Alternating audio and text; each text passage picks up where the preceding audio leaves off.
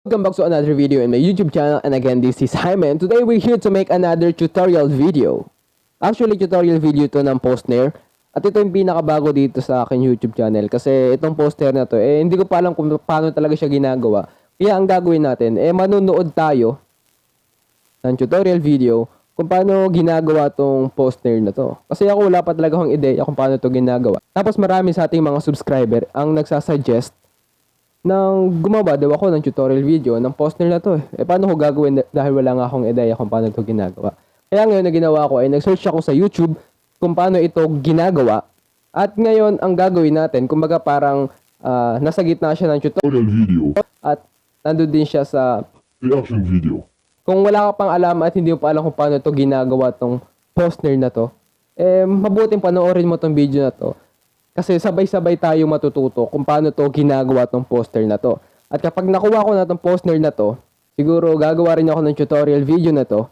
Kasi ituturo natin siya sa sarili nating lingwahe, ang Pilipino. Okay, ang papanoorin pala natin ngayon, ang magtuturo sa atin si Teacher Heartzel. Tapos ilalagay ko na lang pala yung link ng original na video nito ni Heartzel dun sa description sa baba. Tapos i-click nyo na lang yung kung gusto nyo siya mismo yung magturo sa inyo. Pero kung gusto nyong matuto na kasama ako, panoorin nyo itong video na to. Okay, simulan natin siya in 3, 2, 1, Beatbox. Pero sana English tong lengguwahe niya para maintindihan natin. Okay, let's go.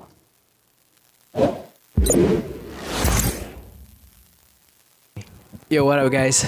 Heartzel here from Malaysia. So today, as you guys know, I'm about to drop some tutorial on how to do the POH Snare, invented by Ego Fernando from Indonesia. And to achieve these sounds, you have to get through these 4 simple steps. The first step, at the tip of your tongue, try to place it behind lower of your teeth. Do not place it directly behind like this. Try to bring it inside.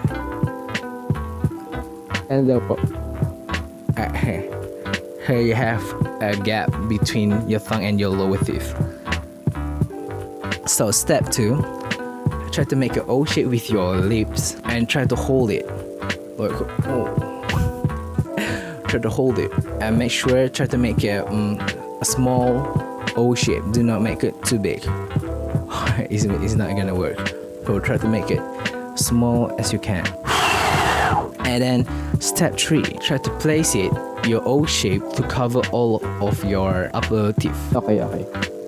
Like this, with the O shape lips. Hold it there. And then you just blow the air, man, like you blow a candle. Sabay-sabay natin siya gawin. Second step, O shape. Tapos parang bumublow ka ng candle. Parang ganun. Okay, try natin kung gagana. Pero syempre, kung hindi gumagana, syempre, kailangan natin mag-practice na ito. Pero try natin.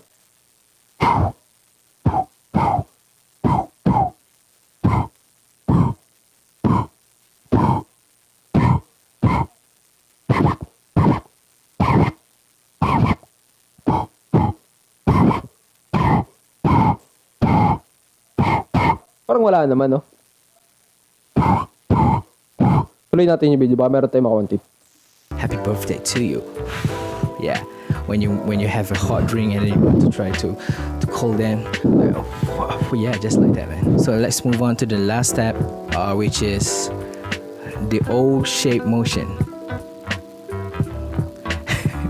So it looks weird, but to get that motion, it's just like you saying wow, wow, wow, wow, wow, wow, something like that.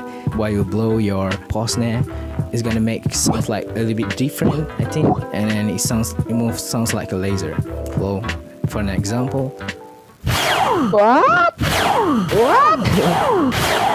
Wait lang, may anak.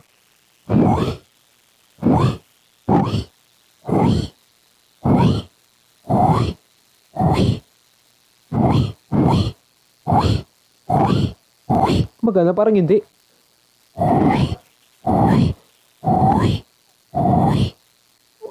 What?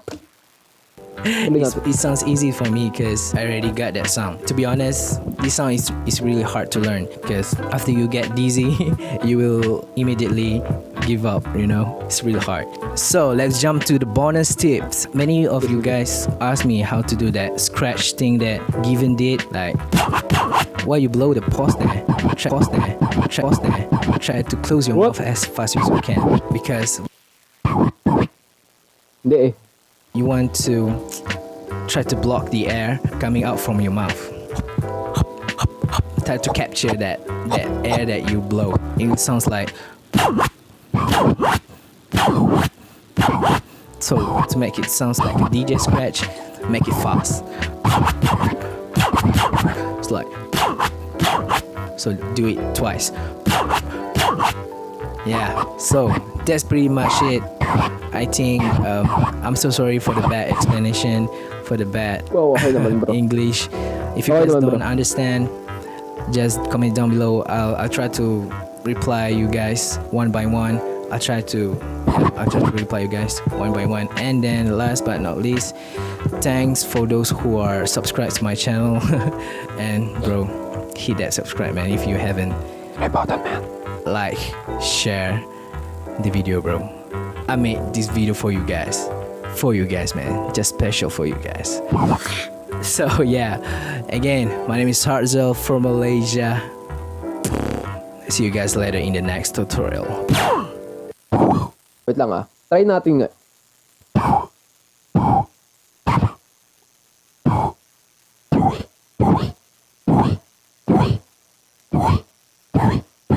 Parang wala, no?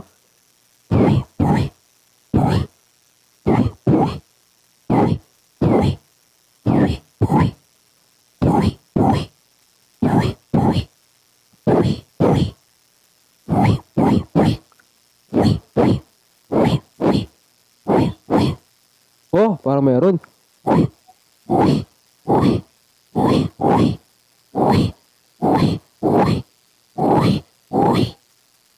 Ah, kaya nga try nyo nga parang down sa inyo.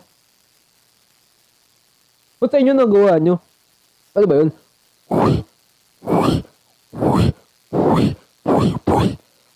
Ah! Okay, sana nagustuhan nyo itong beatbox tutorial ni Heartzel ng POH Snare. Hindi ko na i-claim na sa akin galing itong tutorial na to dahil sa kanya nang galing at pinanood lang natin at gumawa tayo ng reaction video at na-try natin pag-aralan itong sound na to. Pero napakahirap pala nitong sound na to kaya siguro it takes time to makuha yung sound na to. Siyempre, papracticing ko to araw-araw para maituro ko naman sa inyo sa sarili nating lingwahe. Tapos, syempre, gaya ng sabi ko kanina, ilalagay ko na lang uli yung link ng video ni Heartzel dun sa description sa baba. I-check mo na lang kung gusto mong mapanood yung original na video nito. Tapos, don't forget to like his video, subscribe to his YouTube channel, and syempre, balik ka dito sa YouTube channel natin para ako naman yung i-subscribe mo. Tapos, i-click mo yung video na to sa ng like. Tapos, i-share mo na rin sa mga kaibigan mo para matuto sila kay Heartzel ng POH Snare.